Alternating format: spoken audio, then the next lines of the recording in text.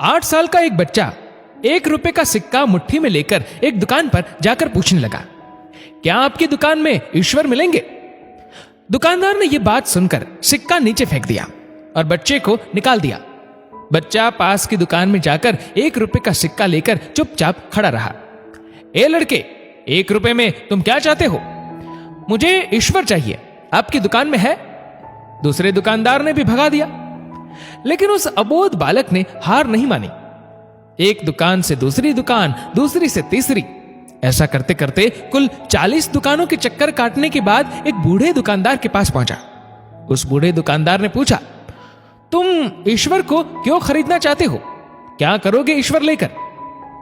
पहली बार एक दुकानदार के मुंह से यह प्रश्न सुनकर बच्चे के चेहरे पर आशा की किरणें लहराईं।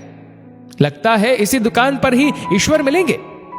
बच्चे ने बड़े उत्साह से उत्तर दिया, इस दुनिया में मां के अलावा मेरा और कोई नहीं है। मेरी मां दिन भर काम करके मेरे लिए खाना लाती है। मेरी मां अब अस्पताल में है। अगर मेरी मां मर गई तो मुझे कौन खिलाएगा? डॉक्टर ने कहा है कि अब सिर्फ ईश्वर ही तुम्हारी मां को बचा सकते हैं। क्या आपकी दुकान में ईश्वर मिलेंगे? हाँ, मिलेंगे। कितने पैसे हैं तुम्हारे पास? सिर्फ 1 रुपया। कोई दिक्कत नहीं है, 1 रुपए में ही ईश्वर मिल सकते हैं। दुकानदार बच्चे के हाथ से 1 रुपया लेकर उसने पाया कि 1 रुपए में 1 गिलास पानी के अलावा बेचने के लिए और कुछ भी नहीं है। इसलिए उस बच्चे को फिल्टर से 1 गिलास पानी भरकर दिया और कहा, यह पानी पिलाने से ही तुम्हारी मां ठीक हो जाएगी। अगले दिन कुछ मेडिकल स्पेशलिस्ट उस अस्पताल में गए। बच्चे की मां का ऑपरेशन हुआ और बहुत जल्दी ही वह स्वस्थ हो उठी। डिस्चार्ज के कागज पर अस्पताल का बिल देखकर उस महिला के होश उड़ गए। डॉक्टर ने उन्हें आश्वासन देकर कहा, टेंशन की कोई बात नहीं है, एक वृद्ध सज्जन ने आपके सारे बिल चुका दिए हैं, साथ में एक चिट्ठी भी दी है।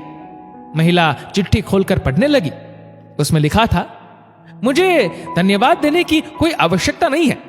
आपको तो स्वयं ईश्वर ने ही बचाया है। मैं तो सिर्फ एक जरिया हूं।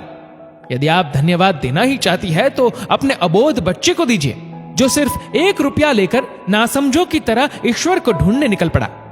उसके मन में यह दृढ़ विश्वास था कि एकमात्र ईश्वर ही आपको बचा सकता है। विश्वास इसी को ही कहते हैं। ईश्वर को ढूंढने के लिए करोड़ों रुपए दान करने की जरूरत नहीं होती।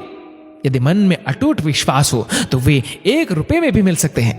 दोस्तों, इस कहानी को लेकर आपकी क्या राय है? नीचे कमेंट करके जरूर बताएगा। और अगर आपको वीडियो अच्छा लगा हो तो इस वीडियो को लाइक करेगा, शेयर करेगा ज्यादा से ज्यादा लोगों तक। और ऐसी ही और भी स्पिरिचुअल कहानियों के लिए सब्सक्राइब करें हमारे यूट्यूब चैनल को और फेसबुक पर फॉलो करें हमारे पेज को। धन्यवाद।